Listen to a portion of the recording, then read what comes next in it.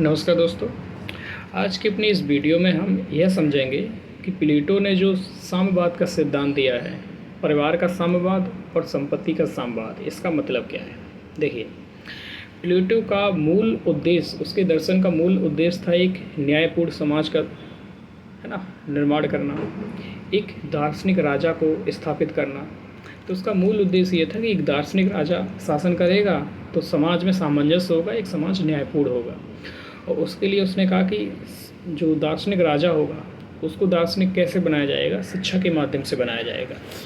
किसी व्यक्ति को 40 से 50 वर्ष तक बेहतर शिक्षा दी जाएगी और वो एक दार्शनिक बन जाएगा और वो देश पर शासन करेगा। ठीक है, विवेक का शासन होगा, न्यायपूर्ण समाज होगा। लेकिन उसने ये भी समझा कि हो सकता है कि एक व्यक्ति जब शासन में पहुंच जाए तो लालच या कुछ परिस्थितियां ऐसी हों जिनसे उसमें लालच पैदा हो जाएगा, ठीक है ना, लालसा पैदा हो जाएगी, आकांक्षा पैदा हो जाएगी, जिससे वो क्या करेगा, उसका जो विवेक है वो अपने हितों की पूर्ति करने लगेगा। तब उसने कहा कि दूसरे अब और काम करना पड़ेगा। तब वो सिद्धांत लाया परिवार का साम्यवाद और संपत्ति का साम्यवाद। पहले देखते हैं परिवार का साम्यवाद।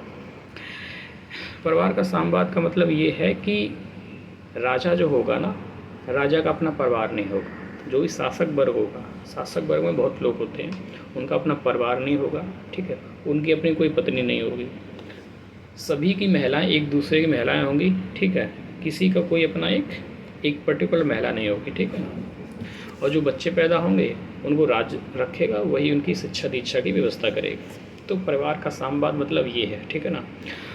और संपत्ति का साम्यवाद, जब परिवार व्यक्ति बना लेता है तो मोह जागता है, लालच आता है कि परिवार के लिए ये करना है, वो करना है, ठीक है ना। इस कारण से परिवार का साम्यवाद दिया। अब संपत्ति का साम्यवाद, किसी भी शासक वर्ग की अपनी कोई प्राइवेट प्रॉपर्टी नहीं होगी, निजी संपत्ति नहीं होगी। अगर किसी राजा का घर है तो उसमें वो सभी के लिए है, ऐसा नहीं कि राजा ही रहेगा, उसमें सभी लोग आ जा सकते हैं, सभी के लिए खुला रहेगा, ठीक है ना।